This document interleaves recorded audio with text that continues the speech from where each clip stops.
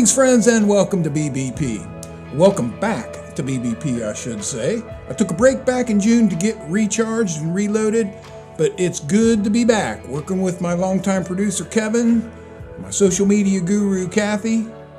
I love those guys, and I met with them over the break, and that's when Kevin told me, you need a new look. And I agreed with that, so I gained 20 pounds. I don't think that's what he had in mind, but that's what I did. But we are having a new look coming pretty soon. For now, I'm going to stay right here behind this table until I get back down to my fighting weight. So a lot can change in 4 months. What's been going on in your life? Why don't you drop me a line and let me know? I've already heard from a few of you. Let me just share with you what's been going on with me. Over the summer, my wife was diagnosed with breast cancer, and she underwent chemotherapy and radiation. That was the biggest reason for the break that I took.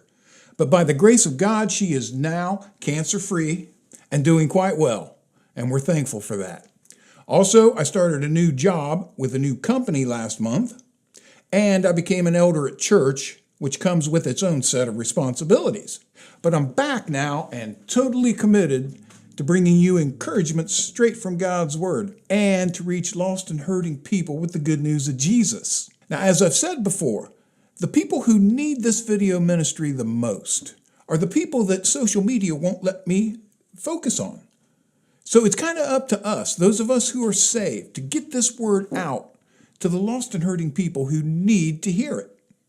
So if you have any friends who can benefit from this ministry, please share it with them.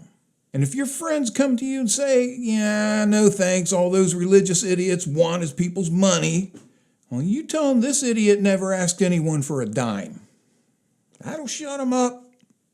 So, a lot can change in 4 months. And these changes can cause us to stress out and lose our peace. We start second-guessing ourselves, or we start second-guessing God's direction for our lives.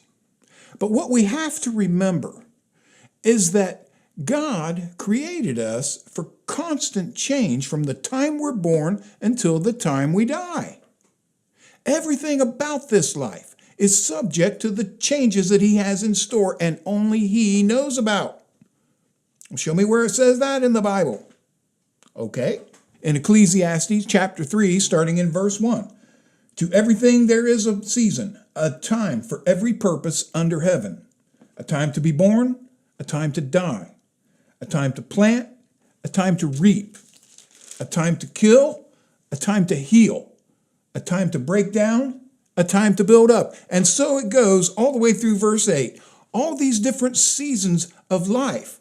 God's way of telling us that nothing stays the same for very long. So get used to it and stop being afraid of change.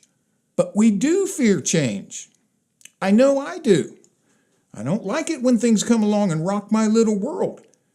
But the truth is, God created our little worlds to be rocked by change so that we look to Him for grace and strength when we're afraid of what's coming next. As I try to process all these changes I'm going through lately, I find it interesting that even though God created us to undergo change from the time we're born to the time we die, He wired our souls to be at peace only when we stay still and focused on the only one who never changes, Jesus Christ.